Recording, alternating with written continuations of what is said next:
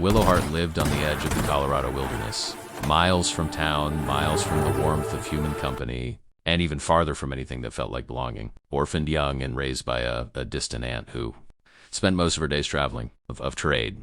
Willow had grown used to the silence of pine trees, the whistle of mountain winds, and the company of the small animals that wandered near her cabin. People said she was strange because she preferred solitude, but to her, loneliness was not a curse, it was protection. She spent her days chopping wood, gathering herbs, and sketching the mountain trails in a worn notebook. But on one cold winter night, as snow piled against the door and the moon glowed pale over the valley, her life shifted in a way she never imagined. It began with a scream, raw, sharp, and filled with terror. She froze, clutching her lantern, the sound echoing from deep in the trees. Wolves, maybe? Or a traveler? Against all common sense, her feet moved, lantern swinging as she sprinted toward the sound. And there, beyond the creek, she saw him. A cowboy lay in the snow, bleeding from the shoulder, surrounded by 3 wolves closing in with hungry growls. His horse had bolted, leaving him alone, and he struggled to raise his broken rifle. Willow didn't think she acted. She hurled a burning log from her lantern fire toward the wolves, screaming fiercely. The flames cracked, the wolves snarled and backed away. Uncertain whether she was human or wild spirit, Willow grabbed a long branch, waving it like a spear. Her voice rang through the forest as she drove them off, one terrifying step at a time, until the pack finally retreated into the darkness. When silence returned, Willow fell to her knees beside the cowboy. His breath trembled. His face was pale beneath the moon. His eyes, though half closed, were startlingly blue. "You saved my life," he whispered. "Don't talk," she muttered. "Your lucky wolves scare easy," but the truth was, no wolves would have backed off so quickly, not without her fire, her courage, and her sheer refusal to watch another human die in front of her. She dragged him to her cabin, trembling from the cold and fear. Inside, she stitched his wounds, boiled water, and fed him broth with shaking hands. The cowboy winced, but never complained. When he finally spoke again, his voice was slow, warm, and grateful. "Name's Colt McCade," he said. "Rancher from down south. Was riding to Silver Creek when the wolves surprised me." Willow merely nodded. She wasn't used to talking to strangers, and certainly not handsome ones with strong jaws, rough stubble, and a gaze that watched her like she was something rare. Days passed.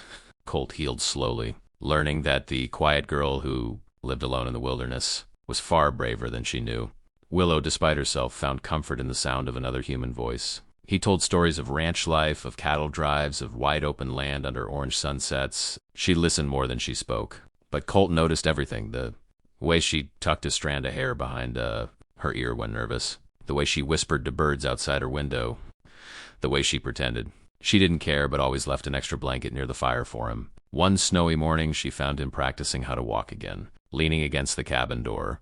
"You should be resting," she scolded. "Can't stay here forever," he replied softly. "Some folks waiting for me."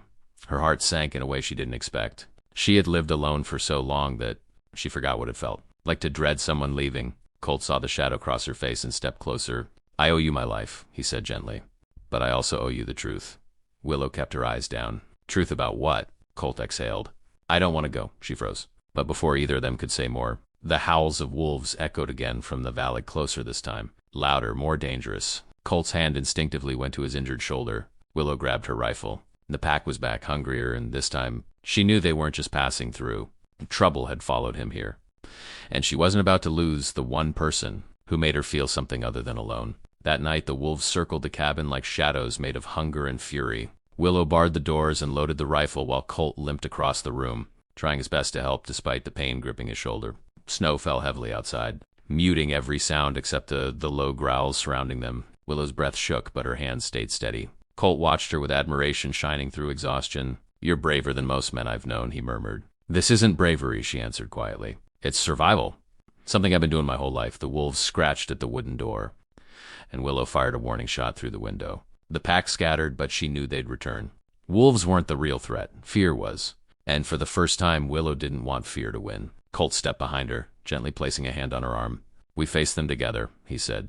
She wanted to protest, to remind him he was still healing, but his steady presence gave her strength. Long hours passed until the howling died away, leaving only the crackle of firewood. Exhausted, Willow sank to the floor. Colt joined her, sitting close enough for warmth, but far enough to respect the fragile space. She kept around her heart. He studied her quietly before speaking again. "When I was out there," he said, "bleeding in the snow, I thought I'd die. But when I saw you wild lantern in your hand, hair flying like a storm, I thought I was seeing an angel. Willow's cheeks warmed. I'm no angel, Colt smiled faintly. You saved me. That's enough. Days turned into a slow rhythm of healing. Conversation, quiet meals, and unspoken feelings growing between them like fire beneath ashes. Colt repaired her broken fences. Willow cleaned his bandages. He teased her for her serious expression. She scolded him for being reckless. But every evening they found themselves sitting closer by the fire, sharing stories they had never told anyone else.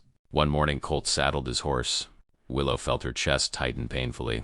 You're leaving, she whispered. Colt walked toward her, removing his hat. Only if you tell me to, she blinked in confusion. Why would I tell you to stay? Colt took her hands gently, something no one had done in years.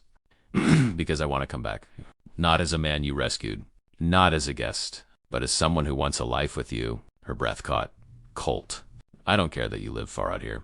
I don't care that you think you're lonely or strange or better off alone. I see you, Willow, and I'm asking if you'll let me stay in your world. Tears burned her eyes, but she blinked them back. What about your ranch? Your people? Colt smiled softly. A man can build a ranch anywhere, but he only finds a heart like yours once. Willow looked away, overwhelmed. She'd spent her whole life believing she wasn't enough, too quiet, too isolated, too different. Yet here he was, a cowboy with 1,000 places to ride, choosing her.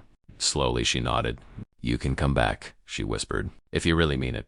Colt's grin spread slow and sure. Darlin', I've never meant anything more. He returned 2 weeks later, not alone, but with supplies, gifts, and a small group of ranch hands who helped build a stronger cabin. Life blossomed in ways Willow never imagined. The forest felt less lonely. The nights felt warmer. The wolves stayed far away, and one golden afternoon under the shade of tall pines, Colt knelt before her. Willowheart, he said softly, the girl who saved my life and stole my heart. Will you marry me? Her answer came with a trembling smile. Yes. They married beside the creek where she first found him, the mountains echoing with quiet joy. And though Willow had once lived as if she belonged to no one, she learned that love doesn't make you less free. It gives you a place to return to, a reason to stay brave, a hand to hold in the dark. And Colt, the cowboy she once rescued from wolves, kept his promise every day of their life together.